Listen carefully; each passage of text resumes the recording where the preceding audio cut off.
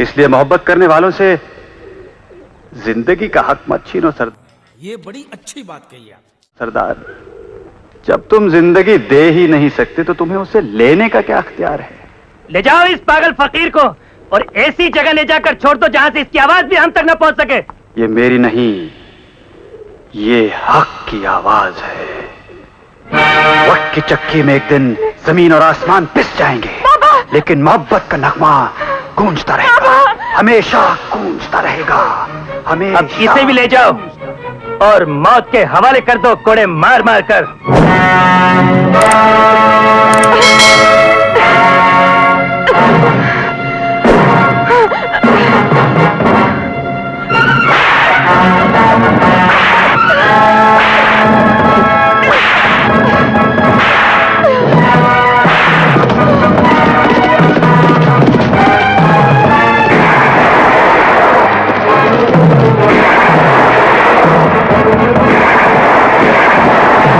तुम्हारे झुके ये सर तुम्हारी बुज़दिली की दास्तान सुना रहे हैं। ले जाओ इन कायरों को और इतने कोड़े बरसाओ की जंगावर कबीले में फिर कोई बुज़दिली की दास्तान दोहराई न जा सके। जो हुक्म सरदार। फौरन जाओ और जाकर शाका को खबर दो। जिसने हमारे कबीले की इज्जत पे वार किया है, ना वो खुद जिंदा रहेगा, ना उस कबीले में जिंदगी का नाम निशान बाकी रहेगा।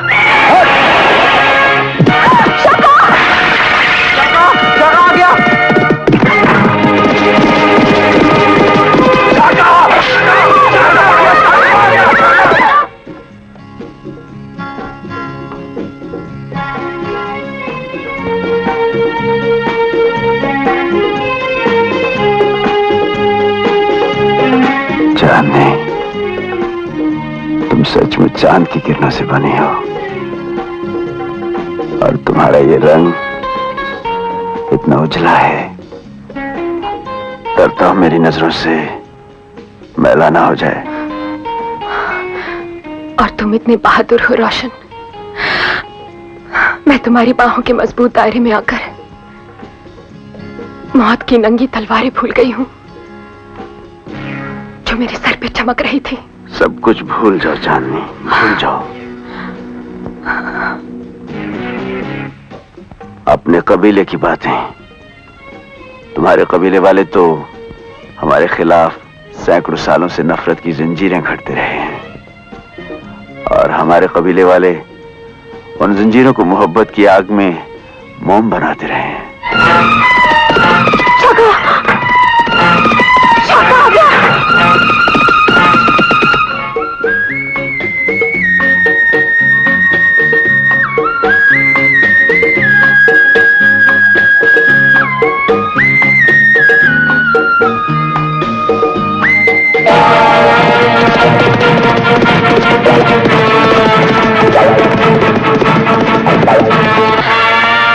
रोशन, हमें गौर से देख और पहचान रोशन, मौत की शक्ल कैसी होती है।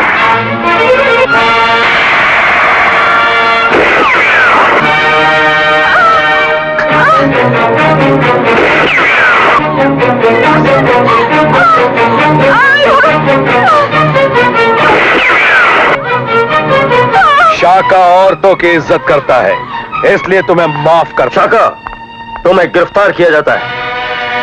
इंस्पेक्टर, तुम शाका को जंजीरों का जाल तो पहना सकते हो, मगर हमेशा के लिए उसे बांध कर रख नहीं सकते।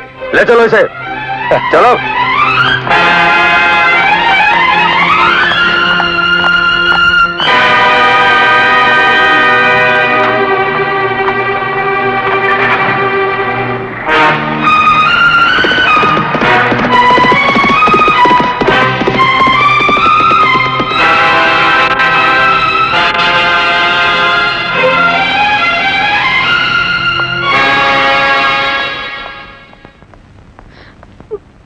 रोशन भैया, ये क्या हुआ?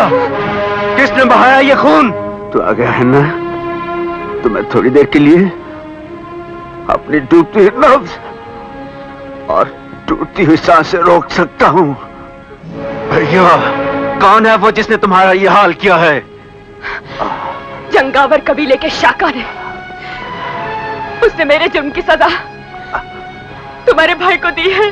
जंगावर कबीला शाका के इस जुर्म के लिए मैं उसके सारे कबीले को जलाकर राख कर दूंगा। नहीं नहीं राका, आग लगाने के लिए एक नन्ही सी दिया सलाई काफी होती है, लेकिन आग बुझाने के लिए सैकड़ों कुओं का पानी भी कम पड़ता है राका। ये समझ लो, इन दोनों कबीलों के बीच में अमन कायम करने के लिए तुम्हारे भाई ने अपने खून की आहुति दी है, और मैं उस खून का हिसाब चुकाने जा रहा हूं भैया। उस वक्त तक नहीं लौटूंगा जब तक जंगावर कबीले के हर बच्चे को यतीम और हर औरत को बेवा नहीं बना देता। मेरी कसम, रुक जाओ, मेरे पास वक्त बहुत कम है, और मेरे पास आओ मेरे भाई। मैं तेरी इज्जत से वाकिफ हूं। मेरी कसम खाओ, तुम्हारा हाथ कभी बदला चुकाने के लिए नहीं उठेगा। अगर कभी उठेगा तो इंसाफ पर अमन के लिए उठेगा। खाओ मेरी कसम। मैं ऐसी कोई कसम खाने के लिए तैयार नहीं हूं जो मुझे तुम्हारा बदला लेने से रोक सके। मैं जाऊंगा, जरूर जाऊंगा। राका, मेरी जान अटकी हुई है राका, मुझे वचन दो। मैं चैन से नहीं मर सकूंगा राका। कह दो तुम कोई कदम नहीं उठाओगे जिससे तुम्हारे भाई की आत्मा को शांति पहुंचे। मेरी कसम खाओ राका, मेरी कसम खाओ। मैं कसम खाता हूं भैया, मैं कसम खाता हूं। वचन तोड़ना नहीं।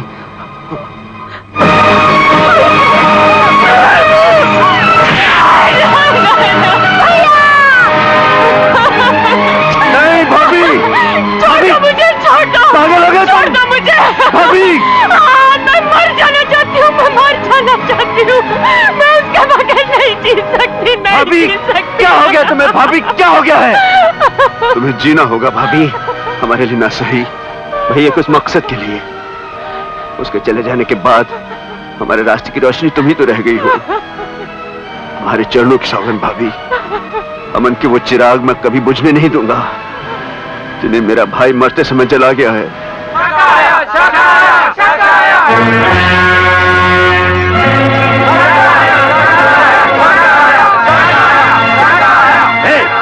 ये पागलों की तरह सब कहीं क्या भागे जा रहे हो? जेलर साहब, सब जगह ऐसा ही होता है। जब भी शाका एक जेल से दूसरी जेल में आता है, इसी तरह हंगामा होता है, हंगामा होता है। हंगामा होता है, हंगामा होता है।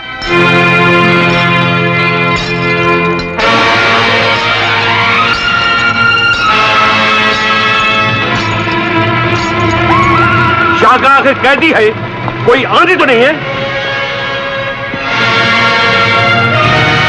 ऊपर वाले से दुआ मांगो जेलर कि दुनिया में जो भी तूफान आए सर से गुजर जाए तुम्हारे, लेकिन इस आंधी से तुम्हारा पाला कभी ना पड़े। मैं तुम जैसे सैकड़ों कैदी देख चुका हूं शाका, इसी तरह लोहे की जंजीरों में जकड़े हुए। लगता है तुमने जंगावर कबीले का नाम नहीं सुना जेलर, जहां इन लोहे की जंजीरों को जेवर समझा जाता है, और तुम्हारी जेल की सलाखों को हम उन तिनकों से ज्यादा नहीं समझते जिनसे परिंदे अपना घोंसला बनाते हैं।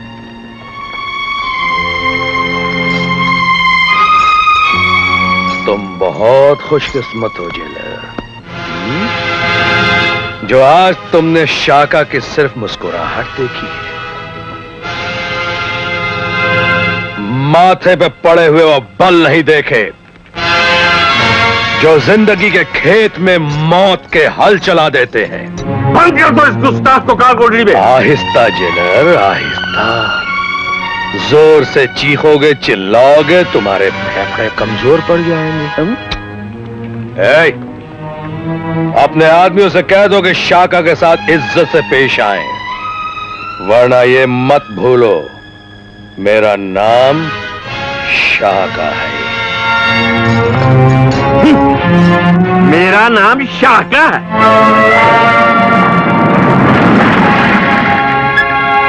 शाका,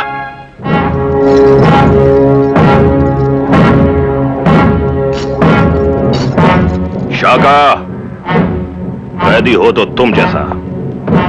तुम 7 साल से जेल में बंद हो, लेकिन तुम्हारे खौफ से जेल की दीवारों का कांपना तक बंद नहीं हुआ। भैया, दुनिया में जीने के सिर्फ 2 ही तरीके हैं, या तो आदमी दीवारों के नीचे दब जाए या फिर दीवारों से ऊपर उठ जाए। मेरी सजा खत्म हो गई है शाका। मैं वादा करता हूं कि जहां भी जाऊंगा तुम्हारी तरह मौत और खून की लकीरें खींचता हुआ जाऊंगा। शाबाश।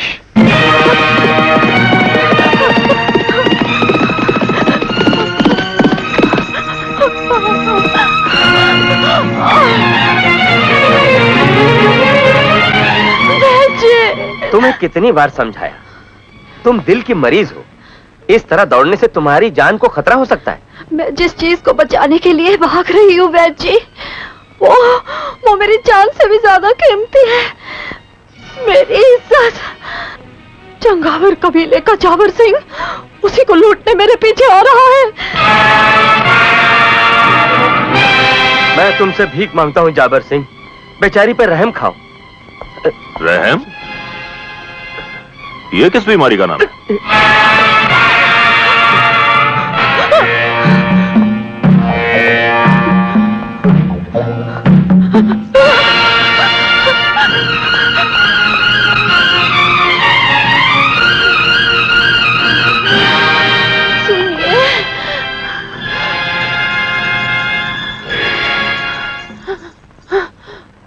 तुम में से कुछ लोग मेरे भाइयों जैसे हो और कुछ मेरे बाप की उम्र के हो। मुझे नहीं मालूम मैं तुम लोगों से किस तरह से फरियाद करूं। मेरी लाज उसके खूनी पंजों से बचा लो। मेरी लाज उसके खूनी पंजों से बचा लो। किसकी इतनी हिम्मत हुई जिसने हमारी बेबस बहन के ऊपर हमला कर दिया? तुम उसका नाम बताओ, हम उसकी लाश के टुकड़े तुम्हारे कदमों में डाल देंगे। इसका नाम है जाबर सिंह। जावर सिंह? कौन? शाका का भाई? लो, कर दो मेरे टुकड़े।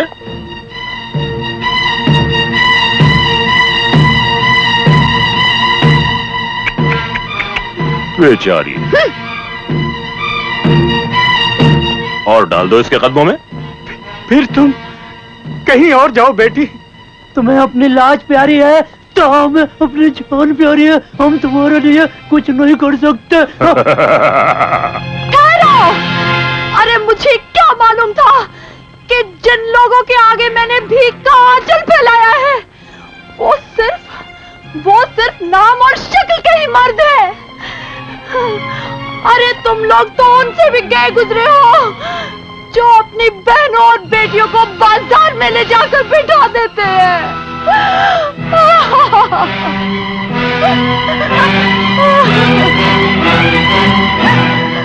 देख ली तुमने इन मर्दों की मर्दानगी। आगे तुम जहां भी जाओगी तुम्हें ऐसे ही मर्द मिलेंगे।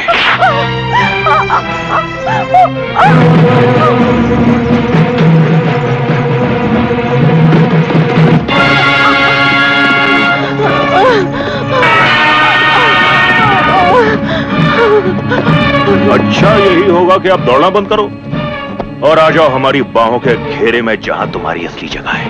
सूरज डूबने से पहले अगर किसी मर्द ने तुम्हारी गर्दन में अपने नाखून ना गाड़े तो मैं अपनी इज्जत की बोटियां बोटियां काट के तुम्हारी हवस के कुत्ते के आगे फेंक दूंगी।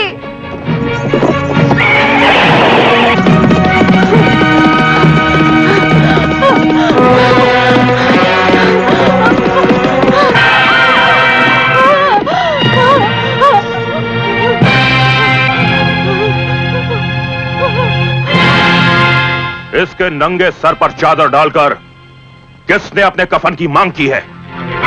मैंने। मुझे पहचानते हो? मेरा नाम है चांदनी। जंगावर कबीले में चांद और चांदनी तो उसी वक्त पूछ गए थे जब तुमने दुश्मनों को अपना और अपनों को दुश्मन बना लिया था। तुम्हें मौत की सजा तो सुनाई गई थी, लेकिन शायद तुम्हारी मौत मेरे हाथ की लकीरों में लिखी है, इसीलिए इस वक्त तुम मेरी बंदूक के सामने आकर खड़ी हो गई हो। वाह, मुझे आज मालूम हुआ कि तुम जंगावर कबीले के लोग कैसे बहादुर हो। बंदूकें भी उठाते हो तो बेसहारा औरतों पर। ये लो, बंदूक फेंक दी हमने, अब निकाल लो धुआं अपनी छाती का। जरा मैं भी तो देखूंगा तुम्हारे बाजुओं में कितना जोर और सीने में कितना दम है।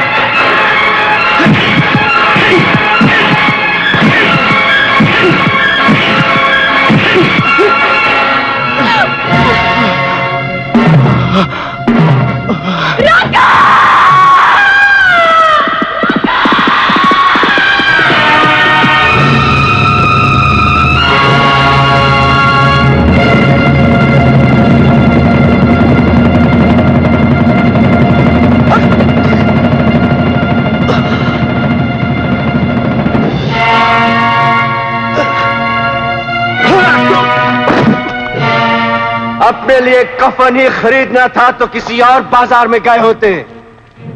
तुम्हें राका के कबीले में आने की जरूरत कैसे हुई?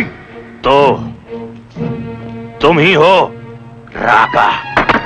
तुम्हारा कबीला कुत्तों की तरह भौंकता तो बरसों से आ रहा है, अब तुम्हारे हाथ भी उठने लगे। अब अगर तुम्हारा हाथ उठा तो ये हाथ काट कर तुम्हारी कमर से बांध के तुम्हारे कबीले में फेंकूंगा। रोशन की मौत भूल गए, जो हमारी बंदूक की एक गोली भी हजम नहीं कर सका, और अब तुम आए हो मरने के लिए। मौत को हम ताई की तरह नौकर रखते हैं अपने कबीले में, छोटे बच्चों को दूध पिलाने के लिए। मैं देख रहा हूं कि तुम्हारे कबीले में जबानें बहुत लंबी और बाजू बहुत छोटे होते हैं। आज मैं तुम्हें तब तक जाने नहीं दूंगा जब तक तुम इन हाथों की लंबाई नाप नहीं लेते।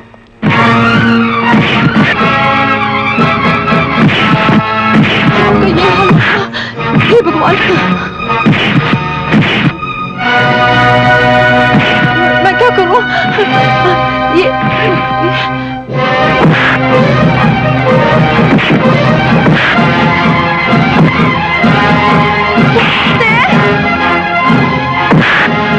कमीने!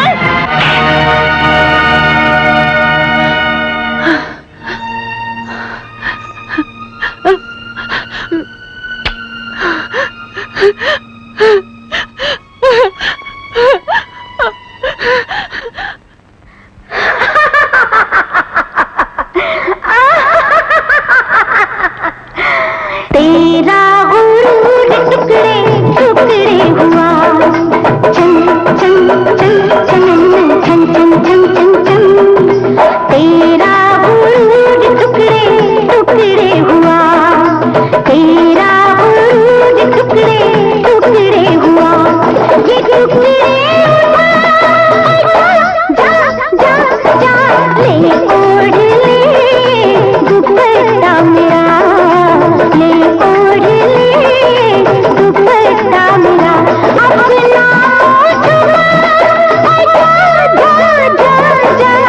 तेरा गुरूर टुकड़े टुकड़े हुआ, तेरा गुरूर टुकड़े टुकड़े हुआ।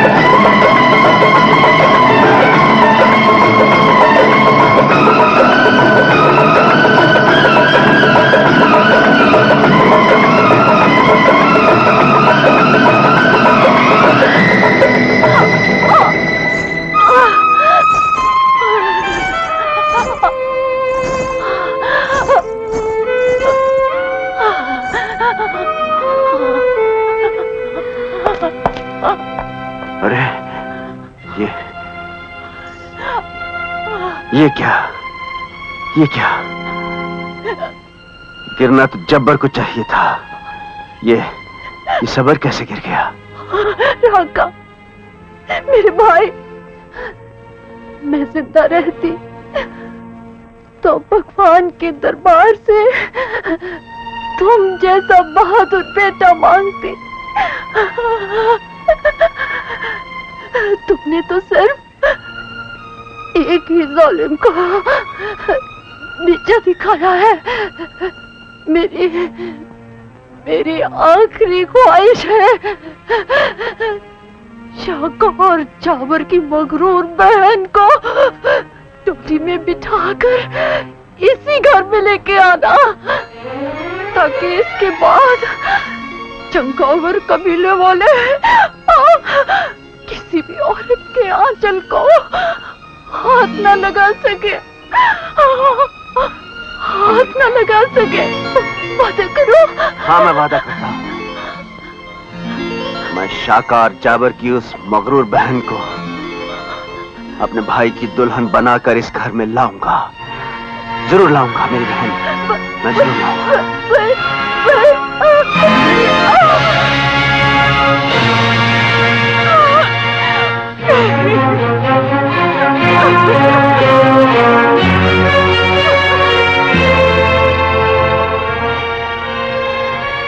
मैं तुम्हारी नाक की जगह तुम्हारी गर्दन भी तोड़ सकता था, लेकिन मैंने इसलिए नहीं किया ताकि तुम्हारे कबीले को सबक मिले कि अगर उनके पंजे जुल्म में लिपटे हैं तो हमारे कबीले के बाजू में भी फौलाद दौड़ रहा है।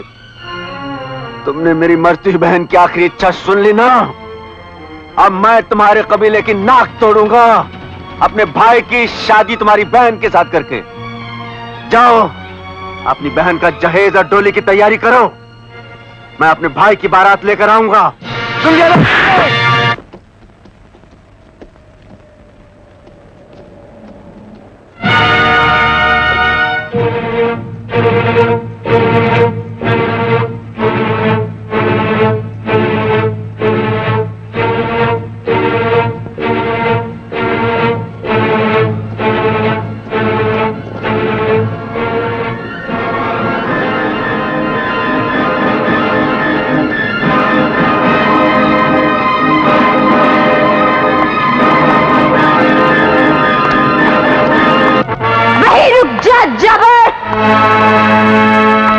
सबसे पहले ये बता, आज ये पहाड़ कैसे गिर गया? इस काले नाग ने सर झुकाकर चलना कब से सीख लिया? जो हमारे कबीले की नाक हो और वो अपनी नाक पे ऐसा निशान लेकर आए, ऐसा तो जंगावर कबीले ने कभी ख्वाब में भी नहीं सोचा था। बाढ़ आती है रेशमा तो बड़े से बड़ा पहाड़ भी अपनी जगह से उखड़ जाता है। उसमें शर्म हो तो वो डूब भी जाता है और बह भी जाता है, लेकिन अपनी लाश की नुमाइश करने वापस नहीं आता। मुझे लाश कहकर मेरे खून के शोलों को हवा ना दो रेशमा। मैंने भी उसी मां का दूध पिया है जिस मां ने तुम्हें दूध पिलाया है। लेकिन तुमने आज उस दूध में अपनी बुज़दिली का जहर मिला दिया है। मुकद्दर ने यह निशान दे ही दिया है तो कसम है पैदा करने वाले की, राका खानदान की हर नस्ल यही बदसूरत निशान लेकर पैदा होगी। मेरी इन आंखों में आंखें डाल के देखो रेशमा, इनमें बदले के कैसे अंगारे देख रहे हैं। मेरी नजर उठ के तुम्हारी आंखों तक पहुंच नहीं सकती, क्योंकि बीच में तुम्हारी कटी हुई नाक आ जाती है। इससे पहले कि तुम्हारी बुज़दिली का साया बादल बनकर इस कबीले पे छा जाए, मैं चाहती हूं कि तुम्हारी जिंदगी का दिया हमेशा के लिए बुझ जाए।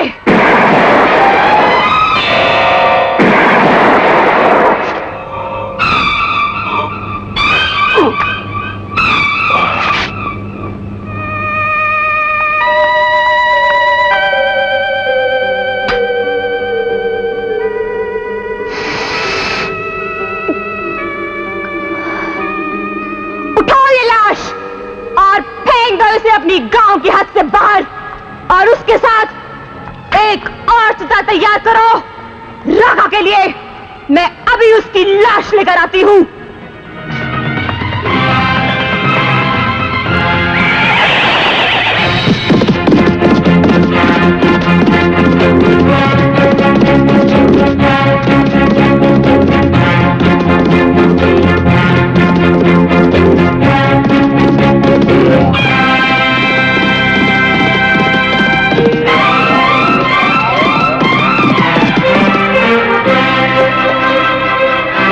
तुम्हारी आंखों में उतरा हुआ लहू बता रहा है रेशमा कि तुम क्या करने जा रही हो।